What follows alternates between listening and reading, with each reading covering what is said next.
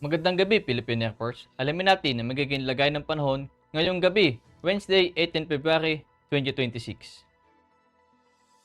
Para sa ating synoptic situation, ang shear line ay siya nakaka-apekto dito sa eastern section ng Mindanao at northeast monsoon naman ang siya nakaka-apekto dito sa Luzon at Visayas. Dahil diyan, sa ating general area forecast para bukas, ang northeast monsoon ay siyang magdadala ng maulap na kalangitan na may mahihinang pag-ulan dito sa Cagayan Valley, Aurora, Quezon, habang dito sa Metro Manila and the rest of Visayas and the rest of Luzon ay makakaranas ng bahagyang maulap hanggang sa maulap na kalangitan na may mahihinang pag-ulan. Habang shear line naman ang siya nakaka-apekto dito sa eastern section ng Samar, Leyte, Southern Leyte at Bohol. Gayon na rin dito sa Caraga, Davao Region, Northern Mindanao, Sorsogon, Barm, tsaka Sulu. Habang sa natitirang bahagi ng Mindanao ay makakaranas ng bahagyang maulap hanggang sa maulap na kalangitan na may kalat-kalat na pag-ulan, pagkulog at pagkidlat. Dulot yan ng localized thunderstorm.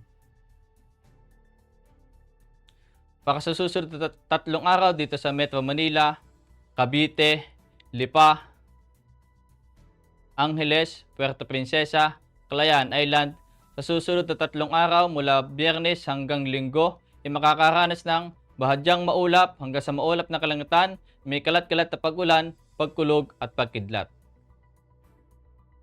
At dito naman sa Mactan, Zamboanga, Davao, sa susunod na 3 araw mula Biyernes hanggang Linggo ay makakaranas ng maulap na kalangitan na may kalat-kalat na pag-ulan, pagkulog at pagkidlat. Ang araw ay lumubog kaninang 18:01 at sisikat bukas ng 06:18. At para sa ating moon illumination, meron tayong 1% increasing. At para manatiling updated sa lagay at taya ng panahon, i-follow lamang ang Air Force Weather Center sa aming social media accounts.